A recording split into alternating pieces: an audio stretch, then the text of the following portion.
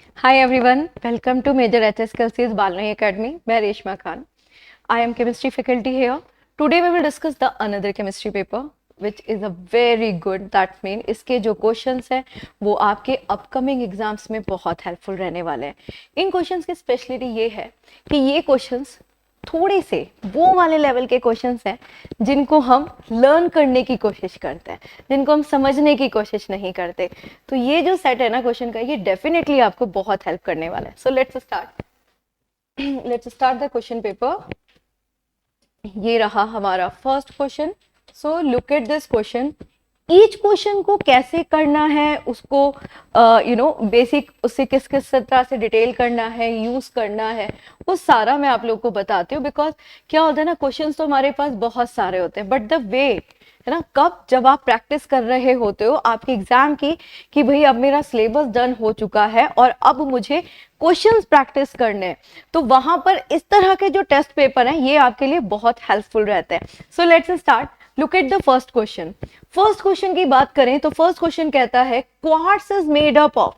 First, what do you knows about quartz? क्या जानते हैं क्वार्ट्स के बारे में? तो हमने बोला भाई क्वार्ट्स जो है ये बेस्ट इलास्टिक मटेरियल है. इलास्टिक मटेरियल है. अब आप लोग सोच रहे होंगे कि हाँ ये हमने देखा तो है, ये वर्ड तो देखा है, बट कहाँ? ये आपने अपनी वॉच में देखा होगा, क्योंकि जो फर्स्ट वॉच ब्रांड थी उसका नाम भी क्वार्ट्स ही था. बट क्वार्ट्स का मतलब होता है सिलिकॉन ऑक्साइड. ये ही मेन कंपोनेंट है आपके ग्लास का, है ना. तो अगर हम यहाँ ऑप्शन में देखें, this is calcium sulphate, this is calcium sulphate, calcium silicate, sodium sulphate, sodium silicate. तो that's mean it is not a sulphate. Eliminate करिए, है ना, सल्फेट्स को एलिमिनेट करिए. दिस इज सिलिकेट, है ना, but this is not sodium, this is oxides, है ना. तो sodium silicate oxide is the best answer for the quartz. Quartz का मतलब ही होता है सिलिकॉन ऑक्साइड, नॉट सिलिकेट, या फिर ऑक्साइड्स ऑफ सिलिकेट्स बोल सकते हैं, या फिर silicon oxide. Hope done. Now come to the next. Nitrogen forms a variety of compounds in all the oxidation state ranging from the first. Which element show the maximum number of compounds? अगर कभी भी ऐसा question पूछा जाता है तो maximum compounds बनाता है हमारा कार्बन, ठीक है. एंड नाइट्रोजन क्या बनाता है? नाइट्रोजन बनाता है the maximum number of oxide.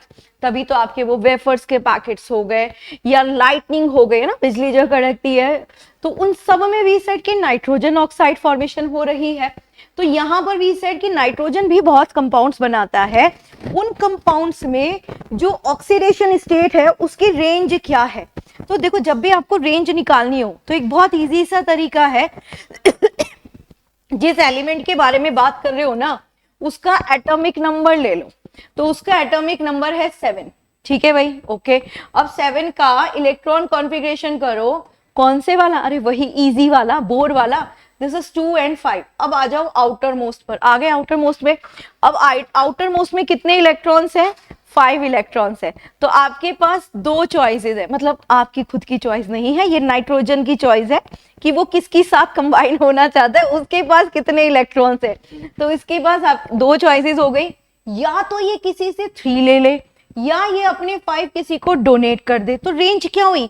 जब ये किसी से ले रहा है तो ये नेगेटिव होगा, और जब ये किसी को दे रहा है तो ये पॉजिटिव होगा. इसका मतलब जो ऑक्सीडेशन स्टेट रहेगी वो -3 से +5 के बीच में रहेगी. क्या ऐसा हमारे ऑप्शन में? बिल्कुल है. ये रहा हमारा A option, that is the correct option. ठीक है भाई, बात समझ में आ गई. चलो फिर बढ़ते हैं आगे. नेक्स्ट क्वेश्चन की तरफ बढ़ते हैं. 2 क्वेश्चंस हमारे हो चुके हैं और ऐसे ले लेते हैं, है ना. तो हमारे 3 क्वेश्चंस यहाँ पर हो जाएंगे. चलिए, सबसे पहले फर्स्ट वाला क्वेश्चन है, दिस इज ब्रिगमेनाइट. ब्रिगमेनाइट जो है ये मोस्ट अबंडेंट मिनरल है. तो we said is there any option? Most abundant बिल्कुल है. ये रहा C, this is the most abundant mineral. Mineral किसे कहते हैं? तो हम ये बोलते हैं कि एलिमेंट जो है ना, मेटल, नॉन मेटल, मेटलॉइड्स, वो हमें अर्थ ना फ्री ऑफ कॉस्ट देती है. हाँ, ये मत सोचो कि हमें फ्री ऑफ कॉस्ट मिलता है. अर्थ ने हमें फ्री ऑफ कॉस्ट दिया, लेकिन ऐसे ही थोड़ा ना दिया, मतलब इमेजिन करके देखो कितना अच्छा होता है, ये गोल्ड पड़ा हुआ है, सिल्वर पड़ा हुआ है ना, लिया और उठा लिया ना, ऐसा नहीं होता। वो इम्प्योरिटीज के साथ है।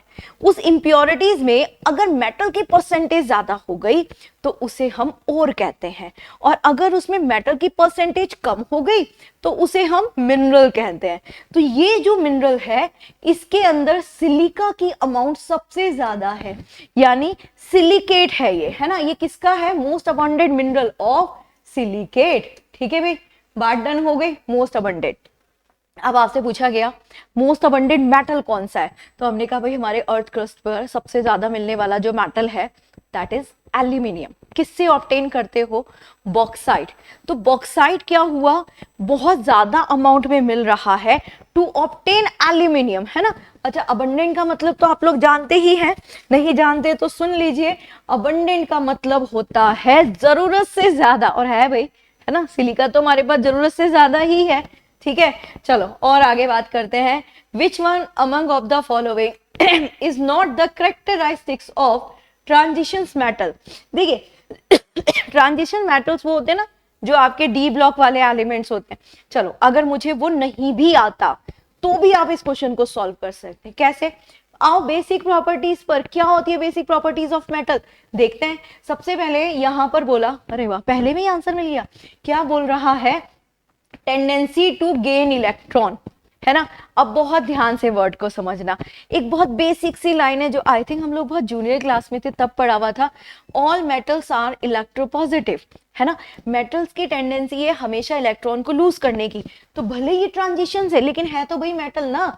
तो इसका मतलब ये रॉन्ग स्टेटमेंट है कि इसमें बोला नॉट करेक्ट, तो यहाँ गेन की जगह लूज होना चाहिए, है ना। और इलेक्ट्रोनेगेटिविटी कैंसे लो है, आयोनाइजेशन पावर इनकी लो होती है, बिल्कुल ठीक है। मैलिएबिलिटी इनकी लो होती है, बिल्कुल ठीक है। तो अगर मुझे नहीं भी पता था यार ट्रांजिशन मेटल कहते किसे है, तो मेरी वो बेसिक इंफॉर्मेशन जो मैंने बहुत जूनियर क्लास में पढ़ी हुई थी उससे इस क्वेश्चन को सॉल्व किया ना भाई। तो ये रहा इसका करेक्ट आंसर, हो गया ना करेक्ट। चलो अब आते हैं नेक्स्ट पे। Okay, what is formed when magnesium is burned. एक वर्ड याद रखना, बर्न, कंबशन, दोनों की मीनिंग क्या है। देखो, जलना, है ना, दोनों का मतलब है जलना। एक जलना तबाही वाला है, एक जलना थोड़े से वाला है। फॉर एग्जाम्पल, आपने कुछ बर्निंग करी, है ना, एग्जाम्पल मैंने वुड जलाई तो वो बर्निंग में आ गया, लेकिन कहीं आग लग गई, दैट इज कंबशन। मतलब जो लार्ज में था जिसमें lots of amount of oxygen थी वो कंबशन हो गया। जो आपके कंट्रोल में था उसे हम बर्निंग बोल देते हैं। तो जो कंट्रोल में मतलब इसको हो सकता है ना, समटाइम हो समटाइम नहीं हो। अच्छा, तो जब भी बर्न होता है, जब भी कंबशन होता है, इसका मतलब रिएक्ट विद ऑक्सीजन। और जब भी कोई मेटल ऑक्सीजन से रिएक्ट करेगा तो क्या बनाएगा? मेटल ऑक्साइड बनाएगा, है ना। नॉन मेटल करेगा, नॉन मेटल ऑक्साइड बनाएगा। मेटल ऑक्साइड बनाया तो कैसा होगा? बेसिक। नॉन मेटल ऑक्साइड बनाया कैसा होगा? एसिडिक होगा। ये थोड़े थोड़े से ना की पॉइंट्स होते हैं। तो अगर आप लोग देख रहे हैं क्लास और आप लोग कर रहे हैं क्वेश्चन को सॉल्व साथ में, तो प्लीज एक नोटबुक रखकर बैठा कीजिए जहां पर इन की पॉइंट्स को साथ में नोट करते रहें, क्योंकि सुनने में हमें सारा रिकॉल हो जाता है। बट क्या होता है जब हम रिकॉल करना चाहते हैं तो हमारे पास स्पेसिफिक वो पॉइंट्स नहीं होते। ठीक है, तो ये अब आपने बर्न करा तो मैग्नीशियम रिबन के बारे में मैं आपको बताती हूँ।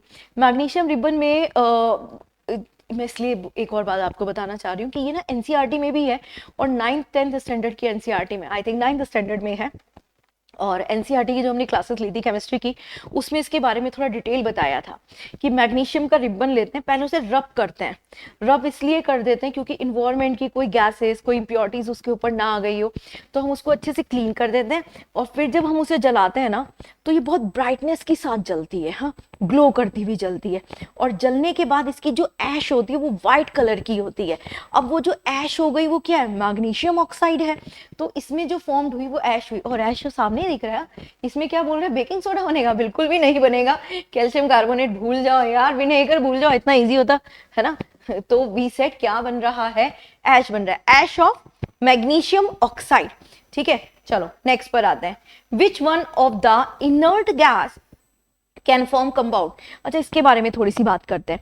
इनर्ट गैस किसे कहते हैं? इनर्ट गैस हम उसे कहते हैं भाई जिसकी वैलेंसी जीरो हो। जीरो वैलेंसी बोले तो किसी के साथ कंबाइन ही नहीं होगा, है ना। अगर किसी के साथ कंबाइन नहीं होगा तो कंपाउंड्स नहीं बनाएगा। लेकिन एक गैस ऐसी है जो कंपाउंड प्रॉपर्टी शो करती है, दैट्स वाई इसको स्ट्रेंजर गैस के नाम से भी जाना जाता है। एंड दिस इज योर जेनो, दिस इज योर बी। ठीक है, तो होप ये आप लोग को याद रहेगा। ठीक है, ये अभी हमारे 6 क्वेश्चंस हो चुके हैं। अब हम पढ़ते हैं हमारे नेक्स्ट क्वेश्चन की तरफ। कहाँ है हमारा नेक्स्ट क्वेश्चन? ये रहा हमारा, पहले इसी को सॉल्व कर लेते हैं। लास्ट क्वेश्चन है हमारा स्लाइड का। ये कहता है एलिमेंट 106 वाज डिस्कवर्ड बाय। अच्छा, क्या हुआ था, अलग अलग साइंटिस्ट ने अपनी अलग अलग थ्योरी दी थी, तो सबने एलिमेंट्स बताए थे, इतने हैं इतने ना लास्ट। तो जो 106 एलिमेंट का स्टेज था, स्केल था, वो बताया था सीबर्ग ने। तो इसमें तो कुछ ज्यादा बात करनी ही नहीं है। दिस इज सीबर्ग, जिन्होंने स्पेसिफिक 106 एलिमेंट्स होते हैं हमारे पीरियोडिक टेबल में, ये बताया था। ठीक है, चलो अब बढ़ते हैं नेक्स्ट क्वेश्चन की तरफ। और ये रहा हमारा नेक्स्ट क्वेश्चन, ऐसे कर लेते हैं। चलिए अब आओ नेक्स्ट क्वेश्चन पर। Look at this first question. क्या कहता है फर्स्ट क्वेश्चन? कहता है which one of the following is used to dilute oxygen in a gas cylinder used by divers. अच्छा, यहाँ पर ना मैं थोड़ा सा आप लोग को क्लियर करना चाहती हूँ। जो हमारे आर्टिफिशियल रेस्पिरेटरी सिलेंडर्स होते हैं ना, उसमें हम ऑक्सीजन के साथ मिलाते हैं कार्बन डाइऑक्साइड, है ना। लेकिन when you are in a moving, आप मूव कर रहे हो, तो कार्बन डाइऑक्साइड से काम नहीं चलेगा भाई। ऑक्सीजन को डाइल्यूट करने के लिए और कोई गैस मिलानी पड़ेगी, है ना। फॉर एग्जांपल हम स्कूबा डाइविंग कर रहे हैं, हम स्पेस में हाई एल्टीट्यूड पर जा रहे हैं, तो वहां पर डिफरेंट हो जाएगा। तो वहां पर हमें इसको डाइल्यूट करना पड़ेगा, है ना। करने की जरूरत क्यों पड़ती है पहले ही बताती हूँ। ऑक्सीजन का नेचर पता क्या है? ये एक्सोथर्मिक रिएक्शन करता है।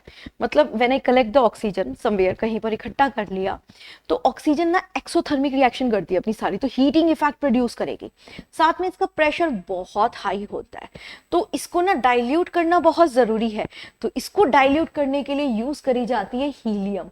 हाँ, अब नियॉन है, क्रिप्टन है, आर्गन है, तो आपको तो पता ही है कि ये तो सारी यार हमारी इनर्ट गैस हो गई, है ना। तो why we fill helium in it? क्योंकि हीलियम जो है वो स्टेबल कंसीडर करी जाती है, जिसमें 2 इलेक्ट्रॉन, 2 प्रोटॉन और 2 न्यूट्रॉन होते हैं ना। अल्फा इसी को बोलते हैं, ना। तभी बोलते हैं ना, कहीं पर भी अगर बॉम्बिंग करनी थी तो अल्फा पार्टिकल्स की बॉम्बिंग करी गई। ठीक है, तो होप इट इज डन। चलिए अब आते हैं नेक्स्ट पर।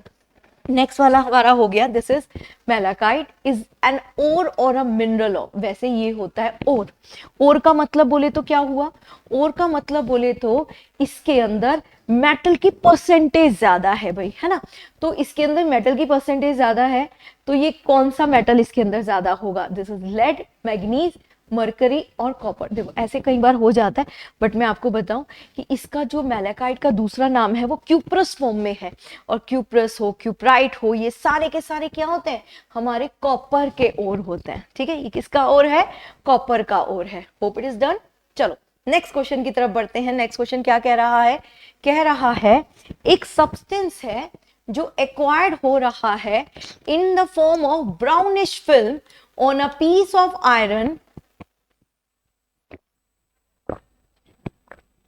on the piece of iron left in a open for some time। देखो क्या है, आपने आयरन को सम टाइम के लिए खोल के रख दिया, है ना, इन्वायरमेंट में खोल के रखा, तो आपके जो आयरन है उसके ऊपर एक ब्राउन कलर की लेयर आ जाती है ना, जिसको हम क्या बोलते हैं? रस्ट, है ना, रस्ट आयरन। तो वो बनता क्यों है? बेसिकली वो बनता है जब आपका आयरन, किसी का भी आयरन, है ना, आयरन इस एटमॉस्फेयर की एयर में प्रेजेंट ह्यूमिडिटी के साथ मिक्स होकर ऑक्साइड बनाता है, जिसे बोलते हैं फेरिक ऑक्साइड, Fe2O3। तो ये क्या बन रहा है? ये रस्ट बन रहा है। तो the correct answer is rust. Process कौन सी है? ऑक्सीडेशन, है ना। प्रोसेस कौन सी हो गई? ऑक्सीडेशन। नाउ नेक्स्ट पर आते हैं, 11th वाले क्वेश्चन को देखते हैं। Which one among of the following statement is और आर करेक्ट? अच्छा, मतलब एक भी स्टेटमेंट करेक्ट हो सकता है और सारे भी स्टेटमेंट करेक्ट हो सकते हैं। ठीक, देखो इसमें क्या कहता है। फर्स्ट कहता है oxides of non metals are base, oxides of non metal are acidic. भाई झोल तो यहीं पर मिल गया। कैसे मिल गया भाई? दोनों स्टेटमेंट सेम थोड़ा ही ना हो सकते हैं। या तो ऑक्साइड्स ऑफ मेटल जो है आपका, या तो वो क्या हो सकता है? एसिडिक हो सकता है, या फिर वो आपका क्या हो सकता है? बेस। इसमें एक बात हमेशा याद रखना, अगर आपका मेटल है और उसके ऑक्साइड बन रहे हैं, ठीक है, मेटेलिक ऑक्साइड्स, तो वो हमेशा बेस होते हैं। वहीं अगर आपके नॉन मेटल्स के ऑक्साइड में, मैंने आपको बोला था ना की पॉइंट से नोट डाउन कर लीजिए, ये वही आ गया बेटा क्वेश्चन कि यहां पर अगर नॉन मेटल के ऑक्साइड्स होंगे तो वो क्या होंगे, आपके एसिडिक होंगे। तो ये जो फर्स्ट स्टेटमेंट है कहता है oxides of non metals are base, ये यहां पर रॉन्ग हो गया। बेस किसके होते हैं, मेटल्स के होते हैं, तो या तो नॉन वाला टर्म हटा दो, दैट इज, इसमें यही बोला कि और कौन से करेक्ट हैं, तो ये वाला तो करेक्ट हो गया, बी वाला है ना। और the non metals are base, oxides of metals are acidic. अच्छा, एंड ऑल ऑफ अबव, तो ऑल ऑफ अबव वाला तो स्कोप ही हट गया है ना। और नॉन मेटल एसिडिक होते हैं, ये भी ठीक है। मेटल एसिडिक होते हैं, ये वापस से बोल रहा है, फिर यार मिस्टेक कर दी, ये हो गया metals are basic in a nature. ठीक है, तो ऑल ऑफ अबव तो हो ही नहीं सकता, the correct answer is B. ठीक है, चलिए लेट्स मूव। कितने क्वेश्चंस हो चुके हैं, 11 क्वेश्चंस डन हो चुके हैं। लेट्स मूव, कहाँ यहाँ। अब हम आ गए हैं हमारे 12th क्वेश्चन पर। क्या कहता है 12th क्वेश्चन, कहता है कि कुछ कहता तो है लेकिन थोड़ा सा पेपर को चेंज करना पड़ेगा। यहाँ पर ये ओके, अब आ गया। यहाँ कुछ तो कह रहा है, ये कह रहा है which of the following statement is correct, मतलब आपको करेक्ट स्टेटमेंट ढूंढना है, कौन सा स्टेटमेंट आपका करेक्ट है। कोई बात नहीं, ढूंढ लेते हैं भाई कौन सा स्टेटमेंट करेक्ट है। क्या कह रहा है, फर्स्ट स्टेटमेंट में कह रहा है कि गोल्ड और सिल्वर जो है आर नॉट डक्टाइल। फर्स्ट, आपको डक्टाइल का मतलब नहीं पता तो पहले पता करो डक्टाइल का मतलब क्या है। डक्टाइल का मतलब होता है वायर्स में कन्वर्ट करना। जैसे एनसीईआरटी में एक बहुत अच्छा एग्जांपल दिया है, if you have a 1 gram of gold, तो आप उसे 1 किलोमीटर तक लंबी वायर बना सकते हो, वो डक्टाइल है। तो यहाँ पर तो कह रहा है ये गोल्ड और सिल्वर डक्टाइल नहीं है, तो गोल्ड और सिल्वर तो बहुत अच्छे डक्टाइल हैं, यानी ये स्टेटमेंट तो हो गया रॉन्ग। फिर कहता है फॉस्फोरस और नाइट्रोजन और डक्टाइल, डक्टाइल प्रॉपर्टी है मेटल की, और नाइट्रोजन जो है वो नॉन मेटल है, नाइट्रोजन की वायर्स तो बन ही नहीं सकती है ना। मतलब मैं ये नहीं कह रही हूँ कि बन नहीं सकती, मतलब वो बनने की टेंडेंसी ही नहीं होगी ना, सॉलिड भी करेंगे तो वो स्टडी रहेगी, वायर नहीं बनेगी, ऐसे रॉन्ग है ये। कॉपर और प्लेटिनम और डक्टाइल, भाई कॉपर और प्लेटिनम दोनों मेटल हैं, डक्टाइल होंगे, ये वाला तो सही लग रहा है। लेकिन फिर भी फोर्थ वाला देख लो, sulphur and phosphorus are sonorous. Sonorous क्या होता है भाई, सोनोरस इज लाइक मेटल होता है ना, कोई भी आप उसके ऊपर हिट करो तो उसकी साउंड आती है ना, the reflection of sound, that is called sonorous. एक बहुत अच्छा सा क्वेश्चन था समवेयर कि जो स्कूल बैल होती है it is always made up of metal, तो अगर ऐसा कोई क्वेश्चन आता है तो that is because of sonorous. ठीक है, और आगे बात करते हैं। Organic food is suppose to be better for a human consumption because, हाँ ये तो बात हम सभी जानते हैं ना, हम लोग कहीं भी मार्केट में जाते हैं आजकल वो मार्केट के रेट में ना वेजिटेबल्स रेट को डबल करके बोल देते हैं कि भाई ये ना ऑर्गेनिक वेजिटेबल है। खैर ऑर्गेनिक वो होती है जो विदाउट पेस्टिसाइड्स बनाई जाती है ना, फर्टिलाइजर का तो पता नहीं, लेकिन हाँ पेस्टिसाइड्स नहीं होते, लाइक केमिकल सब्सटेंस कम यूज किए जाते हैं, नेचुरल ग्रो करके बनाई जाती है। खैर देखते हैं आगे क्या होता है। It is grown in a glass house an airtight environment, that's impossible, हाँ। It is grown without the use of chemical synthesization pesticide, ये कहीं ना कहीं करेक्ट है, लेकिन फिर भी और को देखिए। It depends upon chemical and fertilizer, it is too expensive to buy। सच बताऊं ये एक्सपेंसिव तो है, लेकिन टू वाली चीज तो कोई कभी होती ही नहीं है, तो we said B should be the correct answer. Okay, चलो अब आते हैं नेक्स्ट वाले क्वेश्चन पर। कहते हैं which of the following statement are correct about chloroform. हाँ, हमें क्लोरोफॉर्म के लिए इसमें से बताना है कि कौन सा स्टेटमेंट जो है वो करेक्ट है। सबसे पहले वी ऑल नोस क्लोरोफॉर्म क्या होता है, carbon, hydrogen and chlorine, this is your chloroform chemical formula. अभी ना जो क्लोरोफॉर्म के बारे में बात करी जाती है कि क्लोरोफॉर्म से रिलेटेड इनमें से कौन सा स्टेटमेंट करेक्ट है। क्या ये लिक्विड फ्यूल में यूज होता है, नहीं, लिक्विड फ्यूल में मोस्टली आपकी हाइड्रोजन, ऑक्सीजन, नाइट्रोजन ये वाली गैसेस यूज होती हैं। ये ठीक इन अ नेचर बिल्कुल ठीक है, एनेस्थेटिक नेचर है ना। वो आपने सुना होगा ना, वो कहीं पर भी एनेस्थीसिया दिया जाता है ना, अनकॉन्शियस करा जाता है तो उसमें क्लोरोफॉर्म ही डाला जाता है। तो बी वाला, सेकंड वाला तो करेक्ट है। थर्ड वाले पर आ जाए, थर्ड वाला क्या कह रहा है कि ये प्रोड्यूस कर रहा है फॉसिन। फॉसिन क्या होता है वो बता देती हूँ आपको, वैसे करेक्ट है।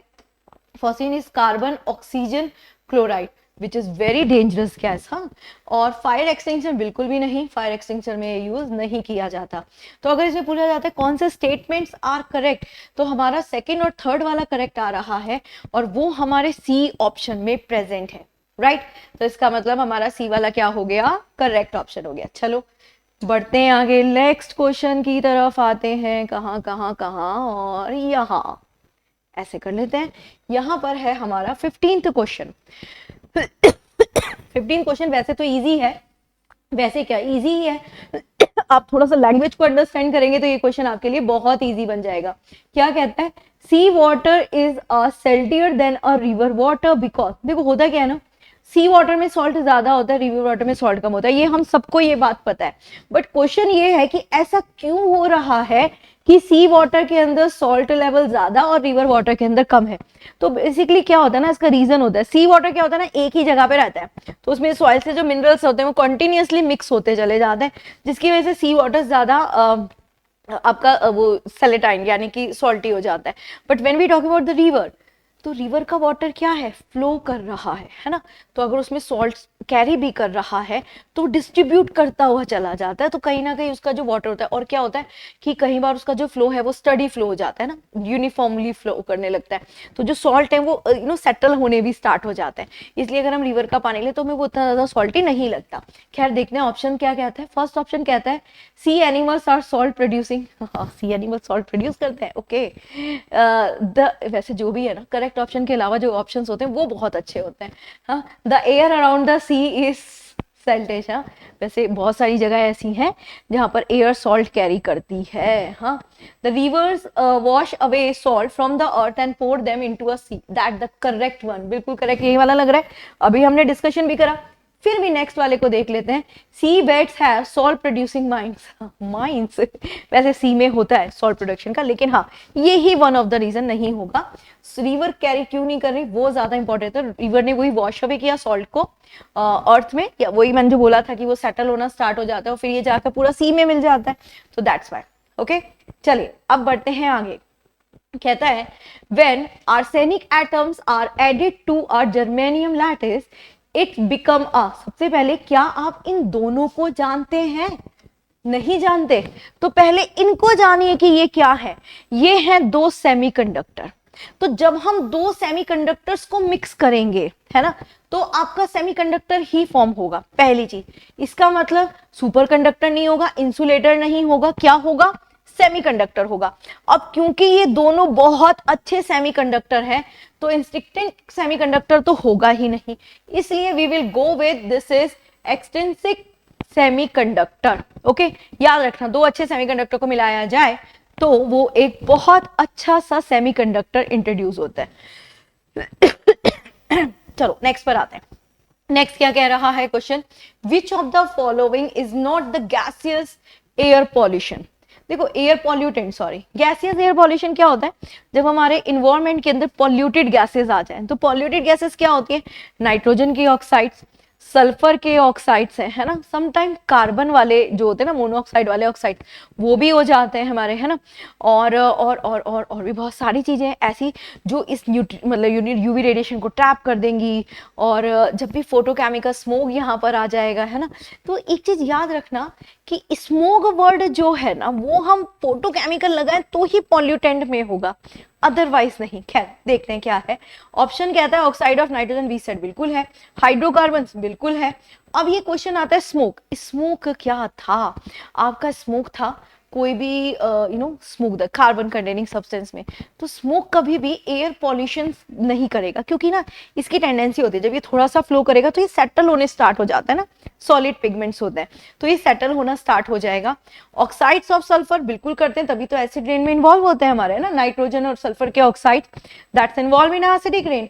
तो ये इसमें से अगर हमें प्रायोरिटीज वाइज लेना है तो वी सेड स्मोक, है ना, समझ में आया स्मोक। चले तो समझ में आया स्मोक, लेट्स मूव, आगे बढ़ते हैं। 17 के बाद 18 के बाद 19, और ये रहा हमारा question. Now look at this question, कहता है इन विच ऑफ द फॉलोइंग, इनमें से किस में सिलिकॉन इज नॉट यूज, है ना, silicon, solar panel, IC manufacturing optical glass और अ इंक पेन। बेसिकली क्या होता है ना, सिलिकॉन की टेंडेंसी होती है चीजों को फिक्स करके रखने की। तो फिक्स करके रखने में द थिंग्स जो यूज हो रही हैं एक ही जगह पर, है ना, वहां पर भी यूज द सिलिका। अब सिलिका तो बहुत सारी जगह पे, एक तो देखो ग्लास में आपका सिलिका है, ग्लास का मेन कंपोनेंट ही सिलिका है, तो यहाँ पर हमें जो ऑप्शन दिख रहा है ग्लास वाला वी सेड, इसमें तो होगा ही होगा यूज, है ना। फिर हम आईसी के बारे में बात करें, आईसी में अगेन यहाँ पर स्टेबिलिटी, एक ही चीज रुकी यूज हो रही है, यहाँ पर होगा ही होगा। सोलर पैनल में डेफिनेटली किया ही जाता है। इंक पेन में इज नॉट कंडीशन मैंडेटरी कि भाई इसमें सिलिकॉन यूज होगा ही होगा। तो अगर हम इन सारे ऑप्शंस में देखें तो इंक पेन वाला ऑप्शन ऐसा लग रहा है जिसमें सिलिका नहीं होगा, है ना, सिलिकॉन नहीं होगा। तो वी से डी जो है वो उसका मोस्ट अप्रोप्रिएट आंसर हो गया। ठीक है भाई, चलो अब हम आते हैं next word, that is permanent hardness of water. Okay, before we solve this question हम थोड़ा सा जान तो लें कि हार्डनेस है क्या, होती किसकी वजह से है। वाटर के अंदर हार्डनेस को चेक करने के लिए हम हमेशा सोप का यूज करते हैं। सोप जो है वो हार्ड वाटर में लेदर नहीं देता, वो क्या करता है, जब हार्ड वाटर मिलेगा तो स्कम प्रोड्यूस करेगा ना, झाग सा, झाग भी नहीं, स्टिकी सा, और भी बहुत सारा ओके और डिटर्जेंट के बारे में बात करें तो डिटर्जेंट क्या है ना, दोनों में लेदर देता है, आपके हार्ड वाटर में भी और आपके सॉफ्ट वाटर में भी। तो ये तो हो गई पहचान जो हम ऑब्जर्व कर सकते हैं। बट अगर हमें वो हार्डनेस रिमूव करनी है तो टेम्परेरी के लिए हम उसे उठा के बॉयल कर देंगे, परमानेंट के लिए उसके 2-3 मेथड्स हैं, जिसमें जैसे एक मेथड आपका हो गया action of washing soda, permutit method जिसमें आप जियोलाइट सॉल्ट यूज करते हैं, कैल्गन सॉल्ट है, और इलेक्ट्रोलाइसिस एक ऐसा मेथड है जिसमें हर तरह की हार्डनेस को रिमूव किया जा सकता है। तो यहां पर हम बोलेंगे परमानेंट हार्डनेस हटाना है तो ये सोडियम कार्बोनेट, क्योंकि आपके वॉशिंग सोडा का फॉर्मूला ही है Na2CO3.10H2O, that's mean sodium carbonate से हम परमानेंट हार्डनेस को रिमूव करते हैं। एलम जो है ना, एलम वो कभी भी हार्डनेस नहीं हटाती, एलम क्या करती है, वाटर को डिसइंफेक्ट करती है, डिसइंफेक्ट, हाँ, और लाइम भी डिसइंफेक्ट करता है। पोटेशियम पर magnet, this is called a red medicine, KMnO4, ये भी डिसइंफेक्ट करती है। डिसइंफेक्ट का मतलब क्या हुआ, डिसइंफेक्ट का मतलब हुआ कि ये जो माइक्रो ऑर्गेनिजम्स हैं ये सिर्फ उनको हटाएगा, हाँ, और ये क्या करेगा, कोई हार्डनेस प्रोड्यूस नहीं करेगा, सिर्फ उनको ही हटाएगा। ठीक है भाई, अभी आई थिंक ये डन हो गया, चलो ये डन हो गया, इसका करेक्ट आंसर आ गया हमारा बी वाला, नहीं बी है ना, yes B, this is sodium carbonate. Okay, done हो गया। Now let's move to the third नहीं sorry 20th question, an acid have a basicity 1 is. देखो बेस की ना वैसे हमारी पहचान क्या होती है, हम बेस की बहुत सारी आइडेंटिफिकेशन करते हैं, बट बेसिकली जिसमें भी बाई बॉन्ड बीच में आ रहा हो, है ना, कहीं पर भी बाई बॉन्ड बोले तो बीच में H आ रहा हो, तो वो मोस्टली हमारा बेसिक नेचर शो करेगा ही करेगा। तो चलो जैसे हमने देखा फर्स्ट ऑप्शन से स्टार्ट करते हैं, इसका नाम क्या है, दिस सोडियम डाइहाइड्रोजन फॉस्फेट। तो अगर मुझे इसका फॉर्मूला बनाना है तो क्या होगा, सोडियम Na डाई फॉस्फेट, ठीक है, दिस इज PO4, ये हमारा हो गया। फिर इसके बाद हम नेक्स्ट बोले दिस डाई सोडियम, मतलब इसमें सोडियम 2 है, this is hydrogen phosphate.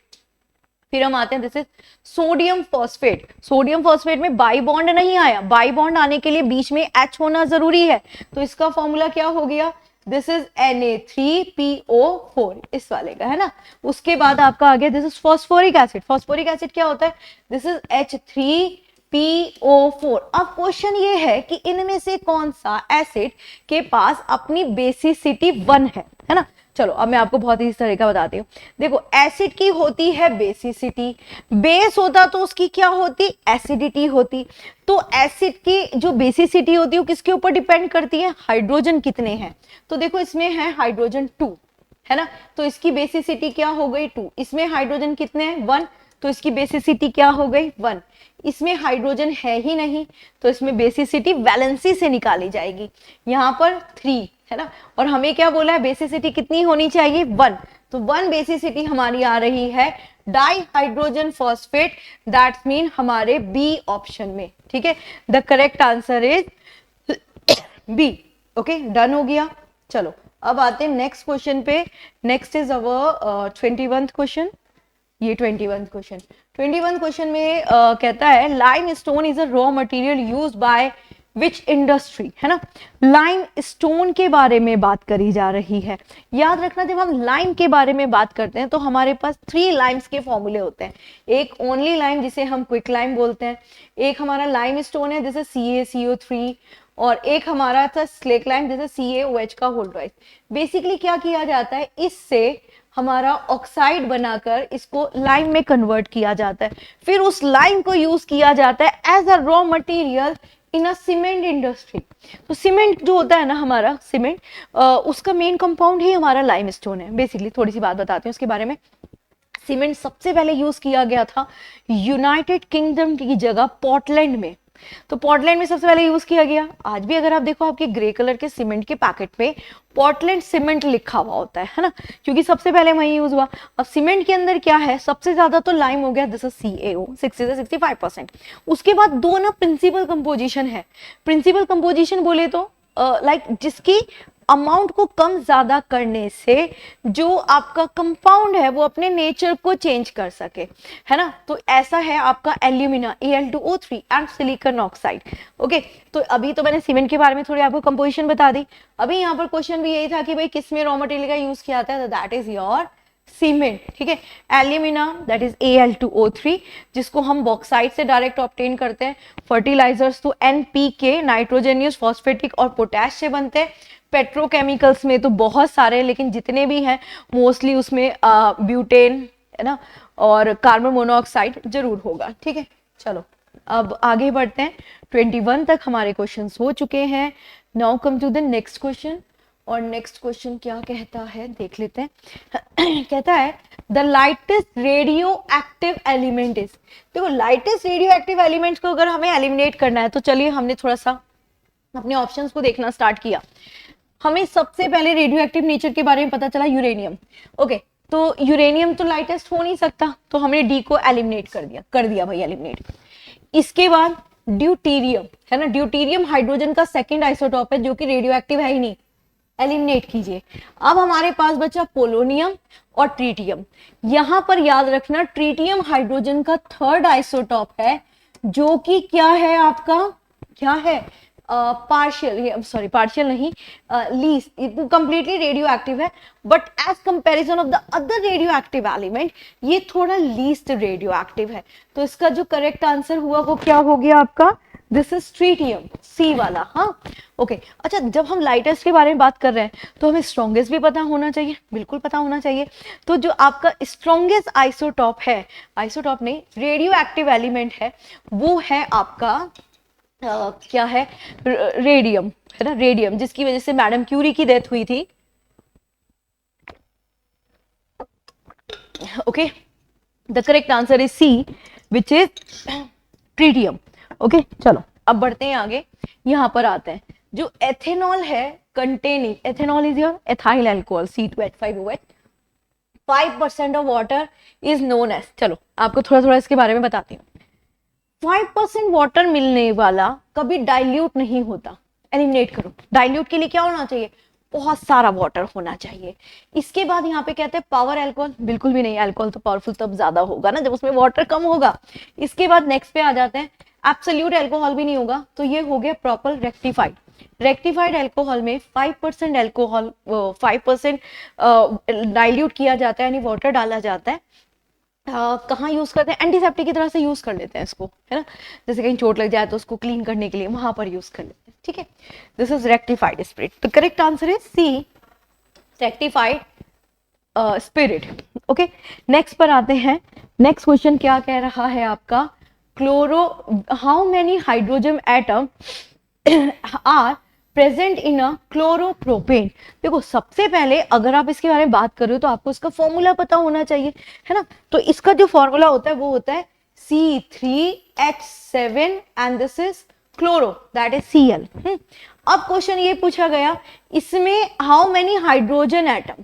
Some time ना ऐसे कंपाउंड देके वो बॉन्ड भी पूछ लेता है कितने हैं। फिलहाल यहाँ तो सिर्फ हाइड्रोजन एटम बोले, तो डिस्कशन तो इसमें कुछ बचा ही नहीं। हमें फॉर्मूला पता था, हमने डायरेक्ट देखा और हमने आंसर को कर दिया टिक। ठीक है भाई, चलो डन हो गई बात। अभी कितने क्वेश्चंस हो चुके हैं, 24 क्वेश्चन हो चुके हैं। आते हैं नेक्स्ट क्वेश्चन पर, और नेक्स्ट क्वेश्चन बड़ा अच्छा सा है, कहता है अ biochemical compound is any, okay कोई भी बायोकेमिकल कंपाउंड है, इनमें से कौन सा हो सकता है? तो ऑप्शन कह रहा है मिनरल बेस्ड कंपाउंड जो found in a living things, sulphur based compound found in a living thing, carbon based compound found in a living thing, hydrogen based compound found in a living thing. याद रखना जितने भी biochemicals होते हैं उसमें hydrocarbons होते ही होते हैं, तो इसका मतलब कार्बन बेस्ड कंपाउंड। अब आप बोलोगे हाइड्रोजन बेस्ड बोल रहे हैं, हाइड्रोकार्बन बोल रहे हैं, तो व्हाई डोंट हाइड्रोजन? एक्चुअली जो मेजर प्रोडक्ट्स होते हैं हम उनको पहले देखते हैं। तो कार्बन जो है वो यहाँ पर इसका कैसा कंसीडर हो रहा है? मेजर में कंसीडर हो रहा है, ठीक है। तो ये हो गया, ओके। अब हम आते हैं नेक्स्ट क्वेश्चन पे। नेक्स्ट क्वेश्चन के लिए नेक्स्ट स्लाइड करनी पड़ेगी क्योंकि ये क्वेश्चन यहाँ पर पूरा नहीं हो रहा, दिख नहीं रहा पूरा, है ना। तो चलो अब पूरा दिख रहा है। अब देखते हैं इस क्वेश्चन को क्या कह रहा है। ये क्वेश्चन कहता है what is the correct schematic representation of the graph of a black body radiation। तो सबसे पहले क्वेश्चन ये आता है कि यार क्या हम ब्लैक बॉडी के बारे में जानते हैं? हम बिल्कुल जानते हैं। ब्लैक बॉडी वो बॉडी होती है जिसका किरचॉफ्स रेशियो 1 हो, मतलब वो अपने अंदर जितनी भी लाइट एब्जॉर्ब करे उतनी ही एमिट करेगी, है ना। तो उसे हम बोलते हैं अ परफेक्टली ब्लैक बॉडी। तो यहाँ पर क्या है, हमारे पास एक ग्राफ दिया हुआ है जिसमें हमारे पास 2 बॉडीज हैं जिनके ग्राफ हमें गिवन है और बोला जा रहा है कि इसमें से कौन सी हमारी ब्लैक बॉडी हो सकती है, ओके। तो अभी हम लोग ने चारों ऑप्शन में देखा। पहले देखिए ग्राफ किस किस के बीच में? ग्राफ इंटेंसिटी और वेवलेंथ के बीच में है, इंटेंसिटी और वेवलेंथ। यहाँ पर वेवलेंथ और इंटेंसिटी है, यहाँ पे वेवलेंथ और इंटेंसिटी है। एक पॉइंट हमेशा याद रखना, intensity is always greater than the wavelength, है ना। इंटेंसिटी वेवलेंथ से कहीं ना कहीं ज्यादा होगी। अब जब आप इंटेंसिटी वेवलेंथ की बात करें तो सी और डी को तो एलिमिनेट कर दो, बिल्कुल कर दिया। अब हमारे पास ए और बी है, हमने दोनों ग्राफ्स को देखा और दोनों ग्राफ्स में जो आपने डिफरेंसेस देखा वो ये देखना है कि यहाँ पर आकर दोनों का जो फेज है वो सेम हो रहा है, एज वेल एज दोनों का स्टार्ट दोनों में सेम स्टार्ट है, T1 T2 से ग्रेटर है, that is also the same thing. But क्या होगा अगर हम परफेक्टली की बात करेंगे तो इन दोनों के बीच में जितना ज्यादा गैप होगा उसी के बेसिस पर जज कर लेते हैं। कहीं ना कहीं ए भी करेक्ट है, कहीं ना कहीं बी भी करेक्ट है, बट बी का वेरिएशन थोड़ा ज्यादा है, इसलिए we will go with B. Okay, बात समझ में आ गई।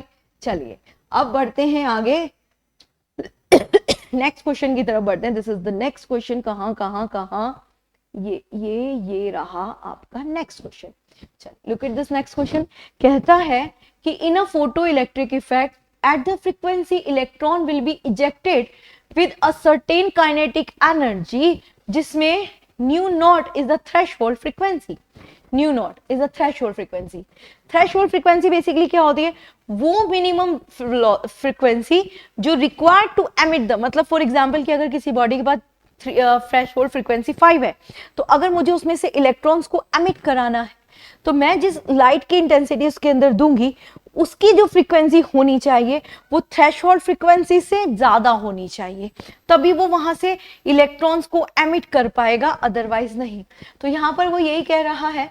तो V is greater than V naught, और sorry this is not V, this is nu, है ना। तो फर्स्ट वाले में कह रहा है न्यू जो है वो न्यू से बड़ा होना चाहिए और थ्रेशोल्ड से। ये वाला तो रॉन्ग हो गया, ये वाला भी रॉन्ग हो गया। यहाँ पर बोला है इक्वल और ग्रेटर, यहाँ कह रहा है ग्रेटर।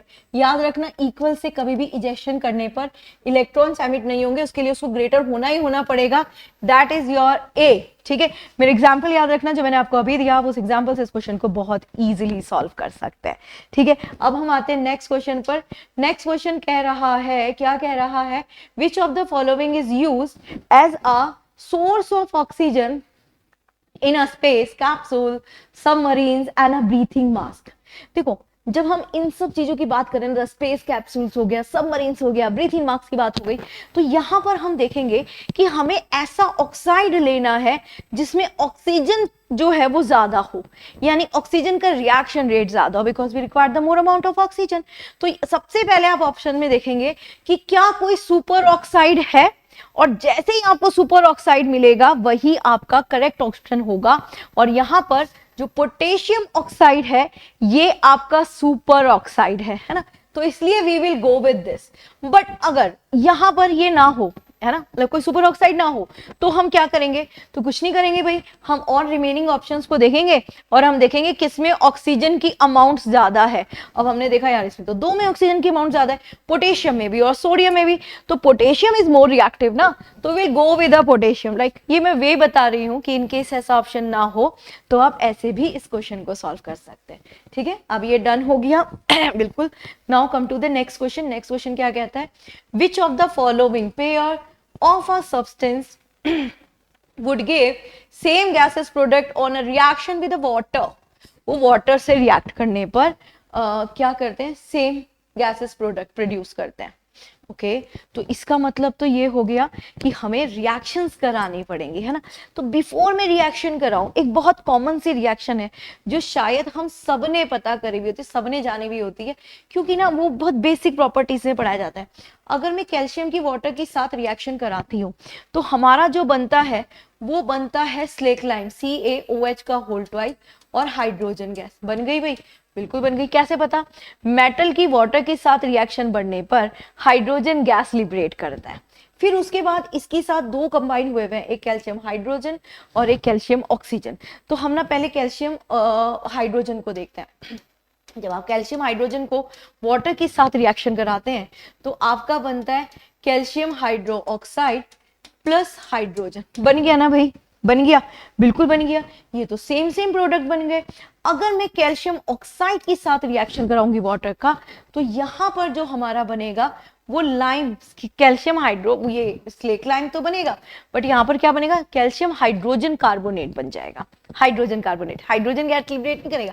तो क्वेश्चन ये था कि इनमें से कौन से ऐसे पेयर हैं जो वाटर के साथ रिएक्शन करके सेम गैसेस प्रोडक्ट बना रहे हैं। तो आप देखो दोनों ने सेम गैसेस प्रोडक्ट बनाए ना, इसलिए we will go with this, और ये रहा हमारा करेक्ट आंसर। राइट, समझ में आ गई बात। अब क्या होता है, सोडियम इज मोर रिएक्टिव, तो ये क्या करती है, हाइड्रोजन लिबरेट ना करके, हालांकि एक फेज पर ये हाइड्रोजन भी लिबरेट करती है, बस कॉन्ट्राडिक्शन है, यहाँ पर ये हाइड्रोजन लिबरेट नहीं करेगी। ओवरऑल मैं आपको इसका रीजन बताती हूँ। क्या ये तो वाटर वाला है, यहाँ पर हम वाटर के टेम्परेचर को कम ज्यादा करके कैटलिस्ट को लगा के रिएक्शन करा सकते हैं, है ना। बस जो मोस्ट अप्रोप्रिएट आंसर है वो हमारा बी वाला हो गया। ठीक है, फिर हम नेक्स्ट क्वेश्चन पे आते हैं, which hydride is the most stable. देखो एक चीज हमेशा याद रखना, स्टेबल, ठीक है, कोई भी हाइब्राइड हो, सबसे पहले जो प्रायोरिटीज देनी है वो हमें एल्केलाइन मेटल के टॉप वाले एलिमेंट को देनी होती है, दैट्स मीन लिथियम। अगर हमारे पास लिथियम है ना तो हमें दूसरा देखना ही नहीं है। जो हमारा लिथियम होता है ना वो सबसे ज्यादा स्टेबल कंपाउंड बनाता है। ठीक है, अब जो स्टेबल कंपाउंड बना रहा है दैट्स मीन वो स्टेबल है, तो लिथियम हाइड्राइड भी तो उसका एक कंपाउंड ही हो गया, दैट्स मीन ये क्या हो गया आपका, स्टेबल है। This is the rule of periodic table, जैसे आप टॉप से बॉटम में जाएंगे तो स्टेबिलिटी धीरे धीरे कम होनी स्टार्ट हो जाएगी। ओके, तो 30th क्वेश्चन हो चुके हैं, लेट्स मूव, आगे बढ़ते हैं। 30, 30, 30, 31। Now come to the 31 question. 31 question में देखें तो क्या कहता है, द मोस्ट स्टेबल कंपाउंड, ये तो हमने देख लिया, this is lithium hydride, this is the most stable compound. अभी मैंने आपको बोला था कि अगर हम यहां पर बात करें कि स्टेबल की तो we will go with the lithium. अब यहां पर तो चारों ही लिथियम है, अब आप क्या लेंगे, तो आप यहां पर लेंगे लिथियम के साथ मोस्ट इलेक्ट्रोनेगेटिव एलिमेंट, है ना। अभी मैंने क्या बोला था, टॉप से बॉटम में जाने पर जो सबसे ज्यादा ऊपर होगा वही ज्यादा स्टेबल बनाएगा। This is your lithium fluoride, this is your most electronegative element, है ना। Fluorine is your most electronegative element और chlorine is your most electron acceptable. तो ये हो गया इसका करेक्ट आंसर। उसके बाद क्या कह रहा है, which of the following represent the correct sequence of reducing power of a following element. कहीं ना कहीं तीनों क्वेश्चन लिंक्ड है ना। तो आप यही देखेंगे जो जितना ज्यादा इलेक्ट्रोनेगेटिव होगा, जितना ज्यादा, है ना, या जो एक बहुत इजी सा, जो पीरियोडिक टेबल में जितना टॉप पर होगा वो उतना ही ज्यादा क्या होगा, पावरफुल रिड्यूसिंग एजेंट होगा। तो हमें सबसे पहले जो अगर हम देखें, हम लिथियम होता है तो लिथियम जिसके टॉप में है वो वाला करेक्ट है, बाकी और को एलिमिनेट कर देते हैं। लिथियम के बाद सीजियम, रुबीडियम, दोनों को देखना है। तो लिथियम के बाद आपका होता है रुबीडियम और रुबीडियम के बाद आपका होता है सीजियम। दैट्स वाई ये वाला आपका करेक्ट आंसर है। याद रखना सीजियम जो है वो आपका एक तो मिनिमम इलेक्ट्रोनेगेटिव है और as well as hardest metal में कंसीडर किया, एलिमेंट में कंसीडर किया जाता है। तो होप इसका ये समझ में आ गया कि इतना आंसर है इसका डी वाला, इसका आंसर हो गया। नाउ नेक्स्ट पर आते हैं। यहाँ पर हम प्रिंसिपल क्वांटम नंबर के बारे में बात करते हैं जिसमें 6 है ना, प्रिंसिपल क्वांटम नंबर में एन 6 है। तो correct sequence of filling electron will be, देखो first is NS, that is fix, ये तो चारों में है, बिल्कुल है, चारों में है। तो इसका मतलब NS वाला फर्स्ट वाला तो हमारा डन हो गया। उसके बाद हम सेकंड में आते हैं। तो जब हम सेकंड में आते हैं, F वाले में आते हैं, तो N-2 होता है। N-2 ना तो इसमें है ना इसमें है, 2 को एलिमिनेट करा। अब भाई 2 में है NS N-2F। उसके बाद जब हम D में आते हैं तो 2 के बाद फिर ये 1 होना स्टार्ट हो जाता है, फिर वापस से N आ जाता है, तो इसमें 1 है, इसलिए द करेक्ट सीक्वेंस होगा हमारा C, दैट द सिंपल, वो इलेक्ट्रॉन फीलिंग वाले मेथड से ही हम लोग करेंगे। ये इसका क्या होगा, करेक्ट सीक्वेंस में आएगा। ठीक है, अभी कितने क्वेश्चंस हो चुके हैं, अभी 33 क्वेश्चंस हो गए। Let's move the another question पे जाते हैं। 33 के बाद ये यहां से okay, look at this question. अभी हम लोग क्वांटम नंबर के बारे में बात ही कर रहे थे। फर्स्ट हमारा जो था वो था प्रिंसिपल क्वांटम नंबर। तो यहाँ पर जब हम बात करेंगे तो याद रखना, क्वांटम नंबर के बारे में थोड़ा सा डिटेल कर देती हूँ। Quantum number is a set of 4 number जो क्या करता है, इलेक्ट्रॉन्स की ओरिएंटेशन को डिफाइन करता है। तो इसमें जो 4 क्वांटम नंबर होते हैं, फर्स्ट प्रिंसिपल क्वांटम नंबर होता है, सेकेंड एजीमुथल क्वांटम नंबर होता है जिसको एंगुलर क्वांटम नंबर भी कहते हैं। उसके बाद L से रिप्रेजेंट होता है मैग्नेटिक क्वांटम नंबर M और स्पिन क्वांटम नंबर। तो चारों का अपना अलग अलग रोल है। एन फर्स्ट वाला जो होता है ना हमेशा वो एनर्जी के बारे में बताता है, ओरिएंटेशन के बारे में बताता है। तो पहले फर्स्ट वाले सेकंड वाले स्टेटमेंट को ही देख लेते हैं। The principal quantum number determine the orientation and the energy orbit. We said बिल्कुल करेक्ट है भाई, सेकंड वाला करेक्ट है। आ जाओ आपके ऑप्शंस में, इसमें सेकंड नहीं है, सी वाले को एलिमिनेट कर दो। हाँ एक मिनट, ये एनर्जी तो बताता है, रुको रुको रुको, इट इज एनर्जी तो बता रहा है, हाँ लेकिन ओरिएंटेशन नहीं बताता, दैट्स द रॉन्ग, ये रॉन्ग है। ये एनर्जी ऑफ ऑर्बिट बताता है, एनर्जी ऑफ इलेक्ट्रॉन्स बताता है, बट ये ओरिएंटेशन नहीं बताता, that's mean the second one is wrong. तो अगर किसी ऑप्शन में सेकंड है तो उसको एलिमिनेट करना है हमें, मतलब हमने ए और डी को एलिमिनेट किया। उसके बाद हम नेक्स्ट पर आते हैं। फर्स्ट हो गया प्रिंसिपल, उसके बाद है एजीमुथल जिसको एंगुलर क्वांटम नंबर भी कहते हैं। ये एजीमुथल वाला जो है ये 3 डायमेंशन शेप ऑफ ऑर्बिट बताता है, बिल्कुल बताता है, ये बताता है SP-D-F में शेप कैसी है, दिस इज, ये ऐसी शेप है ना, ये इस वाली शेप को रिप्रेजेंट करता है, ये ऐसी शेप को रिप्रेजेंट करता है, ठीक है, ये शेप को रिप्रेजेंट कर रहा है। तो वी सेट बिल्कुल ठीक है, ए वाला फर्स्ट वाला करेक्ट है, बी वाला रॉन्ग है, सेकंड वाला रॉन्ग है। तो फर्स्ट वाले हमारे किस किस में है, थर्ड वाले में तो है ही नहीं, सी वाले में, इसका मतलब बी वाला हमारा correct answer. This is the way to solve, है ना, आप एक से एलिमिनेट करके कर सकते हैं। अगर आपको नेक्स्ट नहीं भी आता तो भी काम बन गया ना भाई, बिल्कुल बन गया। फिर भी देख लो, मैग्नेटिक क्वांटम नंबर जो है वो साइज ऑफ ऑर्बिट बताता है, बिल्कुल भी नहीं, ओरिएंटेशन को बताता है। ये spin quantum number electron determination को बताता है, बिल्कुल ठीक है। स्पिन क्वांटम नंबर की जो वैल्यू होती है वो स्पिन डायरेक्शन को बताता है, +½ और -½ को, ठीक है। चलो अब आगे बढ़ते हैं। The orbits diagram in which the Aufbau principle is violated is, हाँ अवबाहु प्रिंसिपल वायलेटेड है। हाँ, सबसे पहले तो आपको बता दूं, अवबाहु प्रिंसिपल बताता है कि जो ऑर्बिट्स हैं उसमें स्पिन का डायरेक्शन क्या होता है। तो जब आप 2s के बारे में बात कर रहे होते हो तो 2 और s, तो मतलब s है यानी कंप्लीट होगा ऐसे भी और ऐसे भी। तो एक a वाला करेक्ट है, c वाला करेक्ट है, ये रॉन्ग हो गया। इसके बाद हम आते हैं 2p। 2p में क्या होता है, तीनों फिल होते हैं, तीनों फिल। तो वी सेट तीनों फिल तो इसमें है, ये वाला नहीं है, तो इसको भी एलिमिनेट करो। तो अभी हमारे पास जो चॉइसेस बची है वो क्या बची है, या तो सी वाला या फिर डी वाला बचा है। अब सी वाले में देखो क्या है, 2p जो होता है दैट्स मीन 2p, है ना। तो जो p वाला है उसके फर्स्ट वाले में दोनों स्पिन होंगे, तो वी सेट फर्स्ट वाले में दोनों स्पिन सिर्फ और सिर्फ आपके d वाले में है, c वाले में तीनों सिंगल स्पिन है, इसलिए रॉन्ग हो गया और d वाला आपका करेक्ट आंसर हो गया। ठीक है, इजी है, दैट्स मीन जो आपके क्वांटम नंबर हैं ये उनकी रिप्रेजेंटेशन को बताता है। ठीक है, चलिए 34 के बाद now come to the next next next next next question, this is 35। 35 question में क्या बोल रहा है, यहाँ पर ना एक्चुअली ग्राफ दिए हैं और बोला है टू वन नॉट, इसमें से कौन सा वन नॉट को रिप्रेजेंट करेगा। Basically you have to know the knot. Knot क्या होता है, एक कंप्लीट राउंड फॉर्मेशन को बोलते हैं। तो ये तो कंप्लीट राउंड फॉर्मेशन कर ही नहीं रहा, ये भी कंप्लीट राउंड फॉर्मेशन नहीं कर रहा, तो ए और डी को अलग हटा दो। अब आपके पास बचे दो चॉइस, या तो बी या फिर आपका सी। अब आप बहुत ध्यान से, बी में भी सी में कंप्लीट नहीं हो रहा, लेकिन बी में आपका राउंड को कंप्लीट फॉर्मेशन मिला है, इसलिए we said that should be your one knot. ये हमारा क्या होगा, वन नॉट होगा। ठीक है, चलो बढ़ते हैं नेक्स्ट क्वेश्चन की तरफ। 35 के बाद यहां आ जाते हैं, एक ही क्वेश्चन करना पड़ेगा। 36, ये ना एक ग्राफ दिया हुआ है जिसमें एक साइड में टेम्परेचर है और एक साइड में प्रेशर है। तो यहाँ पर V1, V2, V3, V4 है। इस तरह से है कि जैसे जैसे नीचे जाते रहेंगे वैसे वैसे प्रेशर जो है वो इंक्रीज होता चला जाएगा, है ना। मतलब टेम्परेचर में भी वेरिएशन हो रहा है मतलब प्रेशर में भी वेरिएशन हो रहा है, ऐसा ही है ना।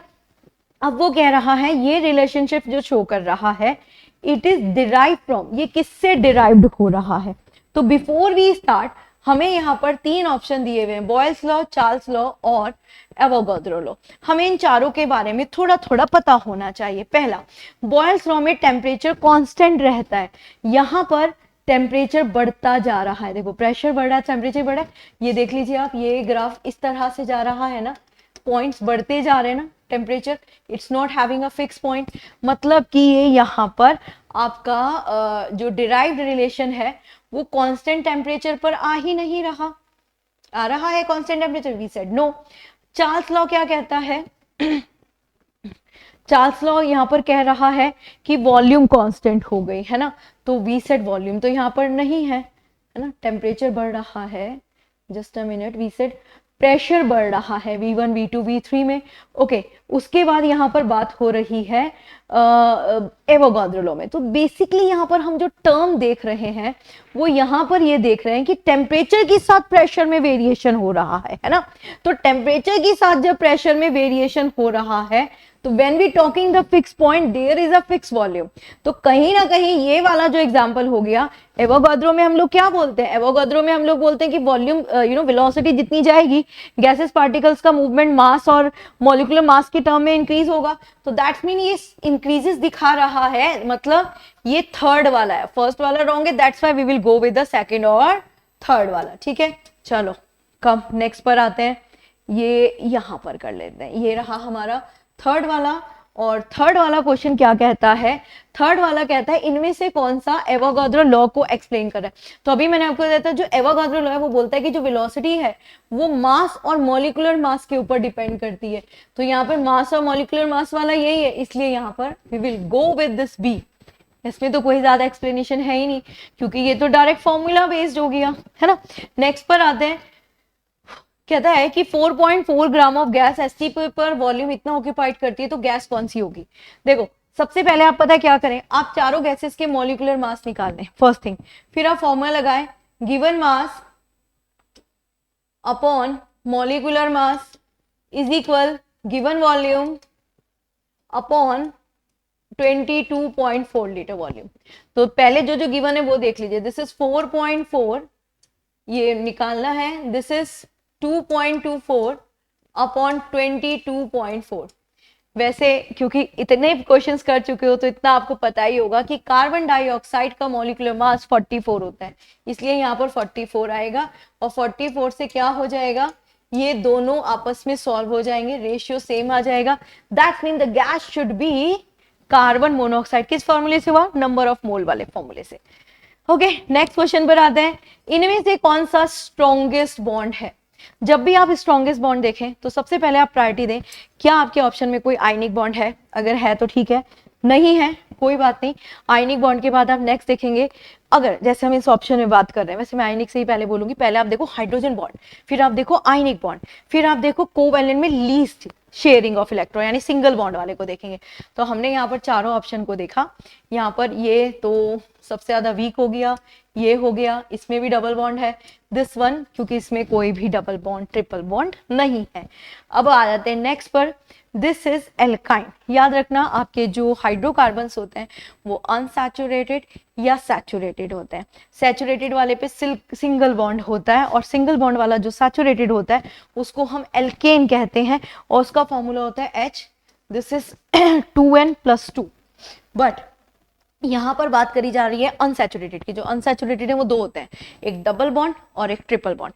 जो डबल बॉन्ड वाला होता है उसका फॉर्मूला होता है CnH2n और जो ट्रिपल बॉन्ड वाला होता है उसका फॉर्मूला होता है HCN and H2n-2।